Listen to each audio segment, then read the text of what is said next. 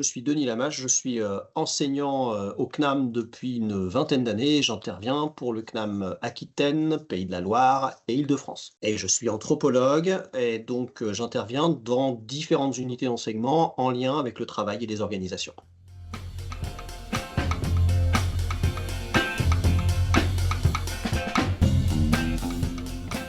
Alors, j'ai mis en place, cette année une activité pédagogique, qui, recourait à l'IA dans le cadre de l'évaluation formative et j'ai eu l'occasion de faire ça, dans l'UE, AST 106, c'est-à-dire sociologie du travail et des organisations et j'avais déjà essayé de le faire, j'avais déjà commencé à le faire dans le cadre de l'UE DSY 101. Alors, l'IA me sert à, concevoir des questionnaires qui sont à la fois conjoncturels et conditionnels. Conjoncturels, c'est-à-dire que, l'IA me permet, de générer, des questions, à choix multiples, en rapport avec le cours, mais, également, de pouvoir, faire des feedbacks, prévoir des feedbacks, spécialisés et des feedbacks, qui soient en lien direct avec les réponses apportées par les étudiants.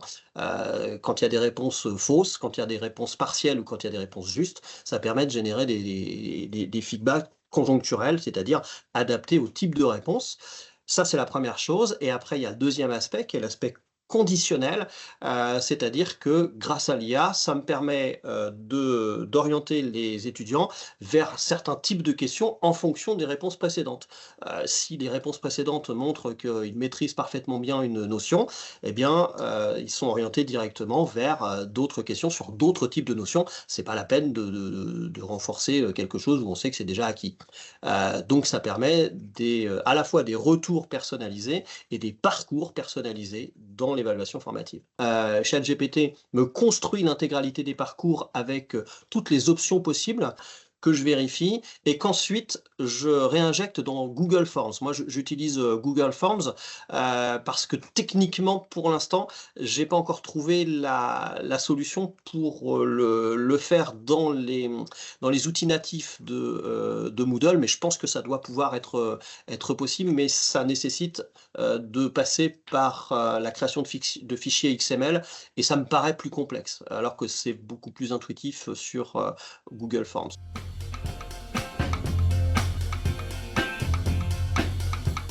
Effectivement, il y a un point de vigilance, sur lequel d'ailleurs je sensibilise moi-même les étudiants quand, ils y recourent, c'est des hallucinations.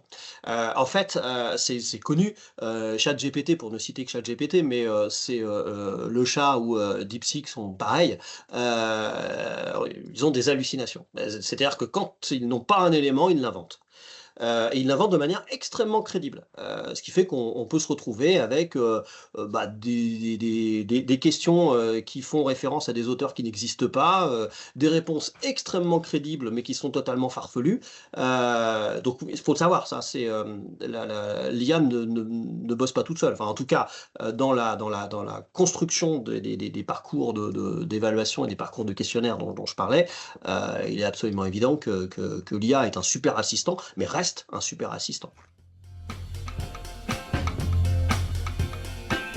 Les avantages et les intérêts, c'est que ça permet de faire plus facilement et de manière beaucoup plus massive, des questionnaires qui sont, complexes, et qui sont très, très adaptés au parcours de chaque étudiant.